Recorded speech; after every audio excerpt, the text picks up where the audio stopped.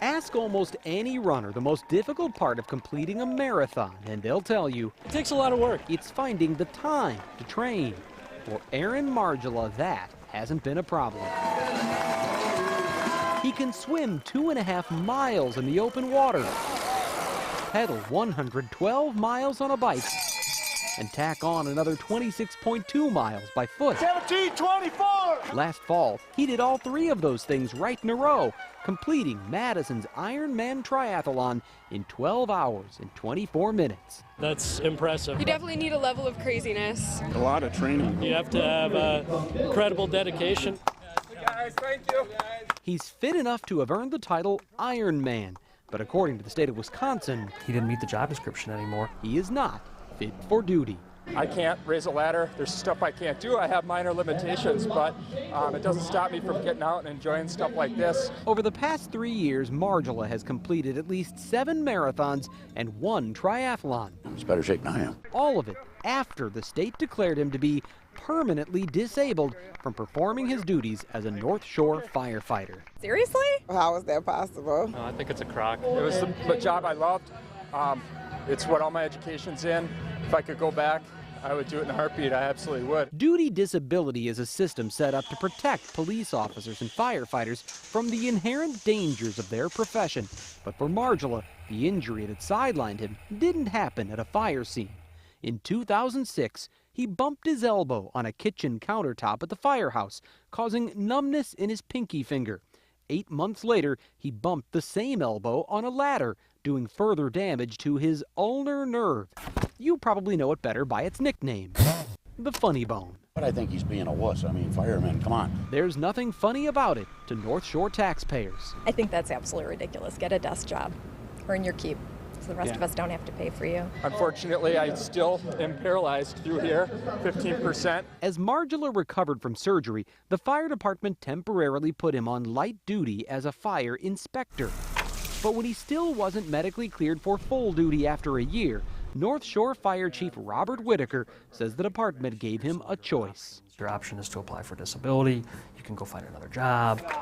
So at the age of 28, Margula became one of the youngest firefighters in the state to start collecting duty disability, a benefit he's eligible to receive for life. He's going to be living off taxpayers for the rest of his life. That's not fair. Exactly how much the state is paying Margula is unclear. State law prohibits the Department of Employee Trust Funds from releasing information about individuals, and Margula declined to provide the records himself. But in divorce records on file in Waukesha County, he lists an income of $4,200 a month, all from disability. That's more than $50,000 a year tax-free. And that's not all. The North Shore Fire Department is still on the hook for his health insurance at a cost of nearly $20,000 a year. What else could I do with that $20,000? Chief Whitaker is well aware of Margula's participation in marathons and triathlons. After all, he's not exactly hiding it. The disabled firefighter keeps track of every workout on a public website called Daily Mile. He's logged more than 870 miles so far this year.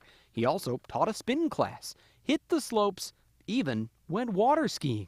To have even that activity come up in question begs in my mind, what is his current physical status? Especially since Margula told me the injury affects his grip.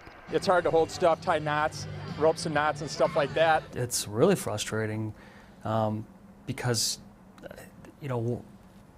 can you water ski? What is the force that's put on your arm to water ski? But there's little the chief can do about it now. When Margula applied for duty disability, he got the approval of not just one doctor, but 2, and the fire department didn't object.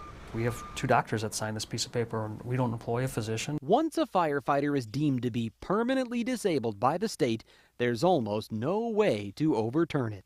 You would think that every year you would have to at least review, see if they're still disabled, and if they're capable of doing something else. In the city of Milwaukee, which has its own retirement system, duty disability recipients are required to undergo an annual medical evaluation.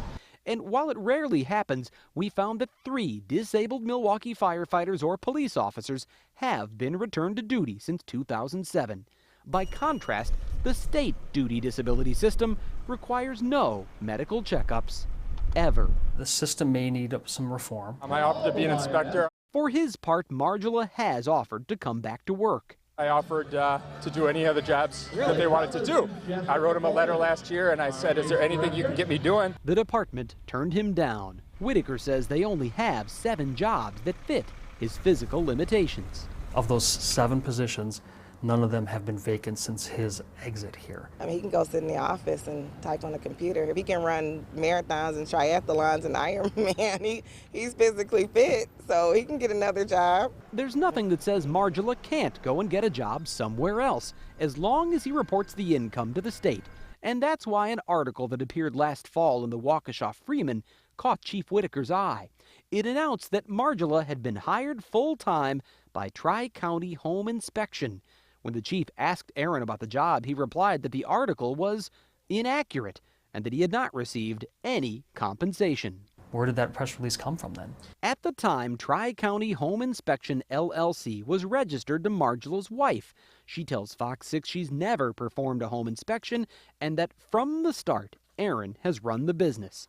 Now, Margula tells Fox 6 it is his business and that all of the income has been properly reported to the state to offset his disability.